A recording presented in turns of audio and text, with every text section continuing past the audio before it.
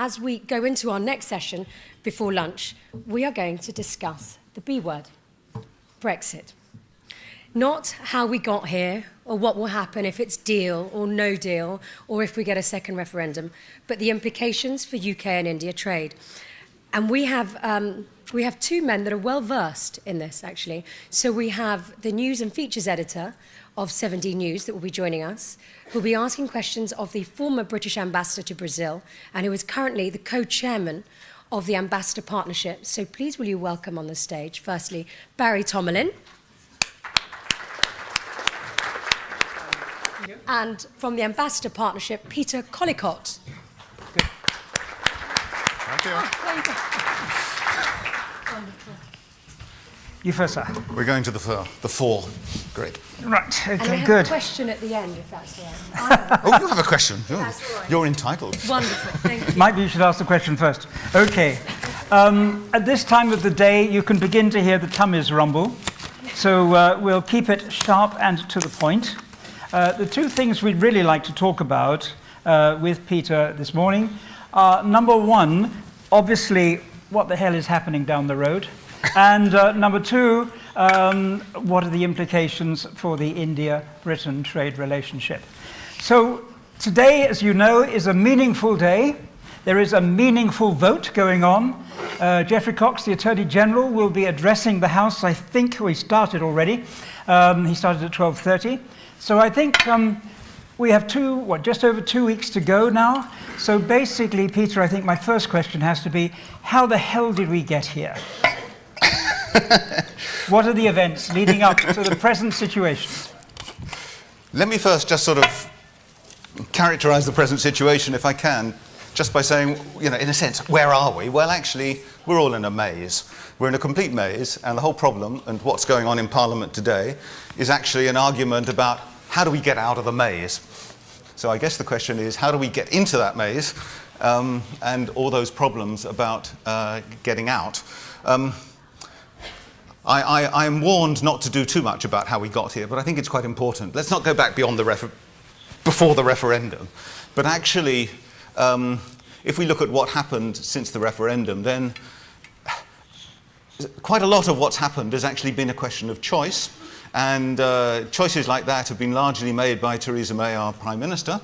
And I think I would say that we are where we are now, largely because she chose to have an interpretation of Brexit was rather a hard Brexit, and therefore chose to impose 3 red lines on the negotiations with the EU, which were actually incompatible.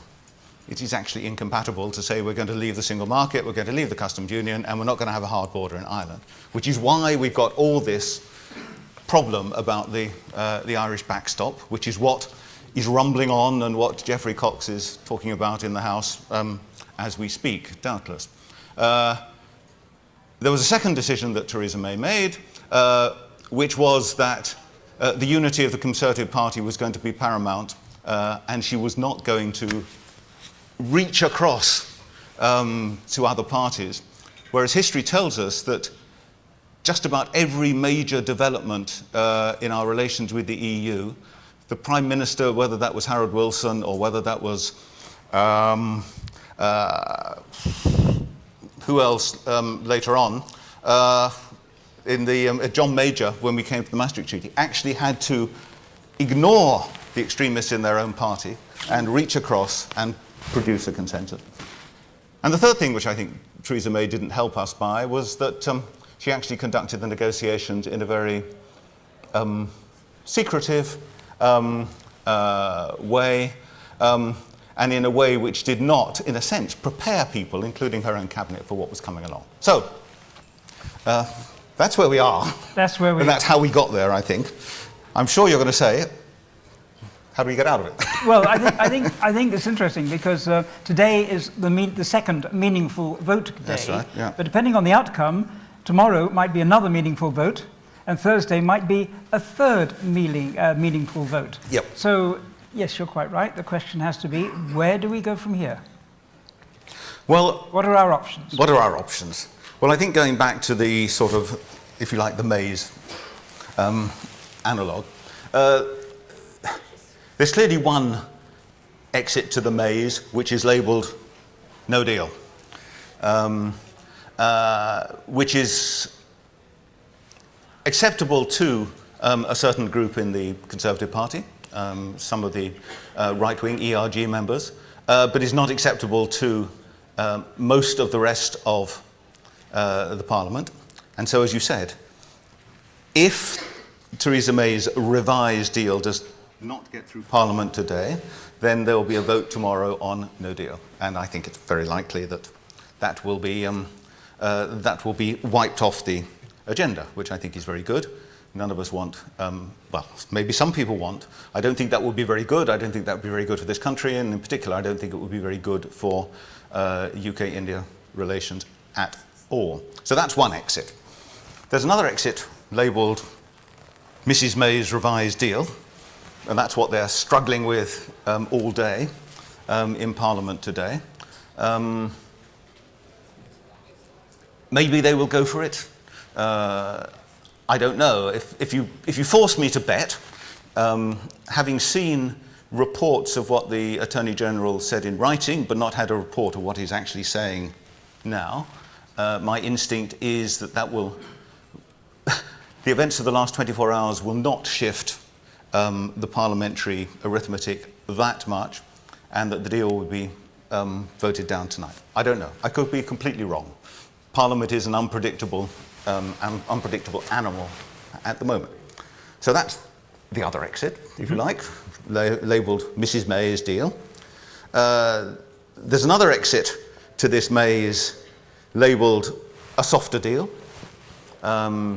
which means probably staying in the single market and staying in the customs union, the so-called Norway Plus option.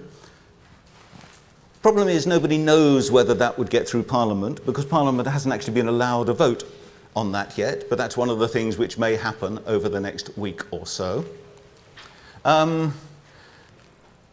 There's another exit, probably the final exit to this maze, which some people would like to take, which is labelled another referendum. I don't know, I don't think there is a majority in Parliament for that, but who knows? In a week's time, as this sort of 400 hours dribbles away day by day, there might actually be more of an appetite for that. I think those are the sort of, if you like, the four options. The four exits. The problem is that all the warring parties are struggling with each other and wanting to pull the others through one of those exits, but some of them are saying, hey, no, you can't do it. That's where Parliament is. And one of the difficulties that has been raised by this situation is the huge uncertainty for British and continental and international business. We're already seeing companies moving their bases of operations away from the UK because of the uncertainty about Brexit. Yeah. So how do you see that happening right now? What do you see is the British business future? Is the damage already done, whatever the vote is? Well, I think you're absolutely right. I mean, some damage has clearly been done. There was an announcement yesterday that something over £900 billion worth of financial assets had been moved out of the UK, which is something like, so they said, 10% of the banking assets. That's very significant. That means that activity which would have taken place in London will no longer be taking place in London. Because if you haven't got the assets, then you can't actually have the loan books, etc. So I think there's a certain amount of damage which has been done. I think that there is more damage which could be done if the decision goes the wrong way. I think a no-deal Brexit would be extremely damaging, not least because there would be no transitional, there would be no 21 months of transition from now until the end of next year. There will be no continuity with the past. We would indeed go over the cliff edge. And I think that could be extremely damaging for business. And in particular, if you look at those who are interested in either trading with the UK from, say, India, or investing in the UK, that's not a very happy circumstance. That's not going to encourage people to invest in this country when the future is so uncertain, and when already the country is probably in the process of taking a fair hit on its GDP. Right. So, other than that, the other options have varying degrees of influence on the way that trade and investment may indeed be conducted, in particular between the UK and India. Well, thank you for that, because I think that's where we need to go. Yeah. And indeed, Prime Minister Modi is on record as saying that the UK and India are an unbeatable combination, and over centuries we have huge investment in our two societies and in our two economies. One of the arguments put forward is that if we did have a no deal and were completely free to trade with the world, the Commonwealth would be, my words, our oyster, and that India would be the leader in that group. What do you see to be the opportunities and likelihood of a real boost in trade with India as a result of the Brexit negotiations? Well, I'm a skeptic about, not so much about India, I'm a skeptic about the whole idea that somehow the white Anglo sphere, that, or the Commonwealth in general, is going to be a sort of salvation post-Brexit. I mean, if you just look at the trade figures, we are talking about, for each of the major Commonwealth countries, whether it's India or Australia or Canada, we're talking about 1 or 2% of our trade.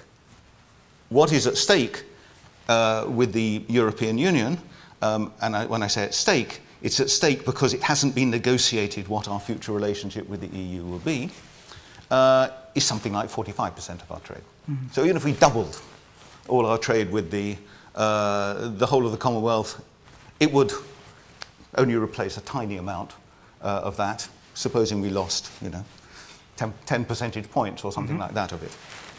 So I'm in a generally, I don't believe that doing something with the Commonwealth is an escape from prison. It's not a get out of jail card for post-Brexit. On the other hand, as you put it, are there huge opportunities which should be grasped for trade and investment between the two countries? And the answer is clearly yes. But actually, the question I would ask is, what is stopping that happening now? What are the real things which are stopping trade between the two countries being actually at a relatively low level? I mean, we say 15, 16 billion dollars a year. That's pretty small for the size of these two economies. What is it that is preventing that growing much faster? Is it anything to do with the UK's membership of the EU, which will therefore be rectified if we leave? Mm-hmm. I suspect the answer is no. I mean, I suspect there are people in this room who can actually be much more specific about that. I don't think that is the problem. The investment, the two-way investment flows, as you say, are substantial, but they could be hugely more. There is capital in both countries which wants to be employed in different things, and our countries have those opportunities. But the opportunity's got to be there. The economies on both sides have got to be booming, and there has got to be the right kind of legal framework and protection for investment going two ways. And I suspect that some of you are more expert than I am, but my understanding is that there is now no longer a bilateral investment treaty between India and the UK, because that was actually abolished, got rid of, as part of an Indian policy 2 or 3 years ago to renegotiate all their bilateral investment treaties, and that hasn't yet happened. Equally, there isn't an India investment treaty with most of the countries of the European Union at the moment. Those things can be put in place, whatever Brexit does or doesn't do, and I would have thought that they are very fundamental to forming the basis on which this bilateral relationship can develop as it should do. Well, excellent. You've just brought to mind, you may not have wanted to, but you did, Kevin Rudd, the former Minister of Australia, Oh, yes. who has just said that the idea of an expanded British relationship with India on trade matters, balancing the EU, is, I think he called it some very rude words, but one of the politer expressions was the nuttiest of nutty ideas. He believes that Australia has been trying to create a free trade area with India for over a decade. The EU has been trying to do the same since 2007, so same period. Yep. And Britain is got good trade relations, but as you said, is underperforming. Yep. Do you feel that if indeed that becomes the future, and India would be our prime partner, you're quite right, can it happen, and can it save the country, if the country needs saving? This country or India? I'm talking about ours. Ours, okay. No, I mean, as I said, we share the same country. as I said before, I don't think this is the silver bullet. There are huge opportunities which ought to be exploited and ought to be growing much faster than they are, but I don't think there is any silver bullet, and this certainly isn't it. On the whole issue with the free trade area with India, I think it's extremely difficult. I mean, as you say, the EU, Australia has been trying with a free trade agreement, FTA, with India for years. Yep. So has the EU. Those negotiations were started in, I think, about 2011, if I remember, and broken off in about 2015, 2016, because they weren't actually getting anywhere. Yep. Now, ironically, when we're looking at Brexit, one of the reasons, and perhaps quite a large reason, that the EU-India FTA was not going forward very quickly were two issues which are specifically British. One of which is import taxes on whiskey. You know, we have a strong and powerful whiskey lobby in this country, or at least in Scotland, who were lobbying very hard on that, and that was a sticking point for the EU. The other sticking point for the EU was actually just the question of visas. Visas for Indians, both students and business people wishing to come to EU countries. And that was a very difficult issue again for the Brits, because they reckoned that for all the reasons that we've been talking about, including our joint history, that most of the Indians who wanted to come to the EU would want to come to UK. There is a large Indian diaspora here.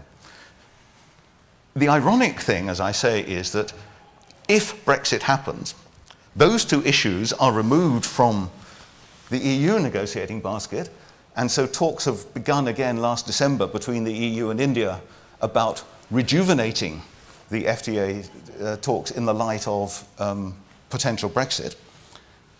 But there's still issues for the Brits, and so I'm sceptical that a lot of progress will be made in a UK-India FTA once Brexit has happened. So last and very short question, Peter. Put yourself in a position, you are advising a company that says, I want to optimize the performance of my trading with India. Yep. Is there a single piece of advice you would give them? Single piece of advice. Get on with it. Yes, that's absolutely right, as somebody said. No, I mean, I think I draw sort of two or three conclusions in the Brexit contract. One of which is precisely get on with it. Don't wait. The uncertainty is going to be there for a long time. The uncertainty over Brexit is not going to be settled by what the House of Commons does tonight or this week, because we are going to have a continual negotiation with the EU for the next 10 years over the fine details of the EU-UK relationship. And that is very important for Indian companies and other companies wanting to invest in this country, because they want to know whether they have access to the single market or not. Yes. So one of the things I would say is don't wait. Grab the opportunities, but continue to put Brexit on your risk register. The other two things I'd say very quickly are, firstly, one, be active politically. I mean, one of the things about this whole Brexit process is that business has not raised its voice except in the last couple of months. If there are things which you, as people who want to trade and invest between the UK and India, want out of the EU-UK relationship in the future, then for goodness sake, lobby, tell people about it, get government to listen. And thirdly, I think I'd say remain flexible. I mean, flexible in what you do. Don't commit to one possible outcome. We live in a very uncertain world. Brexit is one big uncertainty, but there are huge other ones. So I'd say, go ahead, do it, but remain flexible. Don't commit all your balls in one particular basket by guesswork. Wonderful, Peter. Thank you very much. We've probably got 3 minutes for questions, and I know Mila has a question. Oh, there's one over there. Then come over here. I'll come at the end. Okay, you sir first. Can we get a microphone, or is your voice loud? Yeah, my voice, I hope, is loud enough. It is, sir. Delighted that Peter Collicott gave the reasons why the EU FTA hadn't happened with India. Britain was the bloc, and it's completely misleading of the Brexiteers to offer the benefits of an independent trade policy where Britain would continue to be the bloc, as we saw with Mrs May's visit to Mr Modi post the referendum. Absolutely. Mike, I wondered if you could add some comment on Jaguar Land Rover, because that's another clear case of Indian investment in Britain as gateway to a market of 511 million people, and it's not looking so good at the moment if we leave. Thank you. Peter?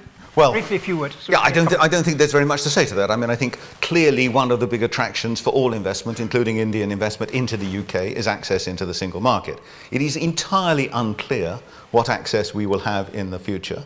It's one of the very bad things about a no deal, that suddenly we would know that there would be no access into the single market and there would be immediate tariffs, including on motor vehicles. But I have sympathy for poor companies like Jaguar Land, but how are they supposed to plan their production schedules in the future, not knowing quite what access they will have to this huge market? Yeah, okay, thank you. There's a microphone here, and then we'll go to the lady in the pink over there. Okay. Peter, thanks a lot for your insightful talk. My question is, you describe potential outcomes that we face. In your personal view, what outcome is the best to boost international relationship and international trade for UK? Cool. Well, I think there are two aspects to that. I think the first is, as I say, I don't think Brexit is the crucial thing in those kind of UK other country trade relationships. I mean, the fact is that we Brits have got to get out there and sell much better than we've done in the past. There are not inhibitions because of our EU membership to most of that. There's a lot of talk from the government about independent trade policy. We're going to find it much more difficult than the EU to actually negotiate FTAs.